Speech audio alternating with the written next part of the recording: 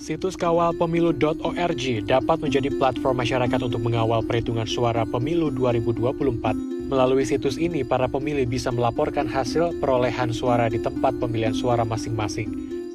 Saya mencoba mengaksesnya. Pertama, saya diminta login menggunakan alamat surel.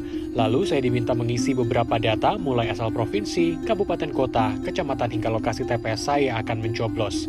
Kemudian, saya bisa berpartisipasi mengawal pemilu dengan mengklik tombol jaga TPS saya. Lalu pada hari pencoblosan nanti, saya atau masyarakat lainnya bisa melaporkan hasil perolehan suara berupa formulir C1 dengan cara difoto dan diunggah di situs ini. Sehingga siapapun bisa melihat hasil perolehan suara di TPS secara langsung. Selain situs ini, ada pula platform yang serupa seperti Jaga Pemilu hingga Jaga Suara. Beberapa warga kota Bandung yang saya temui mengaku tahu akan adanya platform seperti ini. Bahkan di antara dari mereka sudah mencoba mendaftar. Keberadaan situs atau aplikasi ini bisa dijadikan media pengawasan bagi masyarakat luas. Adanya aplikasi itu sangat membantu untuk transparansi, untuk semua jadi mengetahui lah hasilnya bisa seimbang yang dilaporkan sama yang di tempat TPS lah sama yang di itu bisa disinkronkan lah gitu. Dengan adanya aplikasi itu ya cukup baik ya untuk jadi masyarakat bisa ngelihat gitu ya transparansinya, hasil perhitungan suara sementaranya. Jadi ya cukup bagus sih, cukup baik. Jadi kita bisa memprediksi si A atau si B ini kira-kira posisinya jadi keberapa atau potensi untuk terpilihnya seberapa besar kita bisa tahu gitu. Menurut pakar politik Universitas Padjadjaran Firman Manan, ada dua hal yang bisa dilakukan pemilih dalam pemilu. Pertama, menyalurkan hak suara di TPS, dan kedua adalah mengawasi proses rekapitulasi suara, termasuk penggunaan aplikasi seperti ini.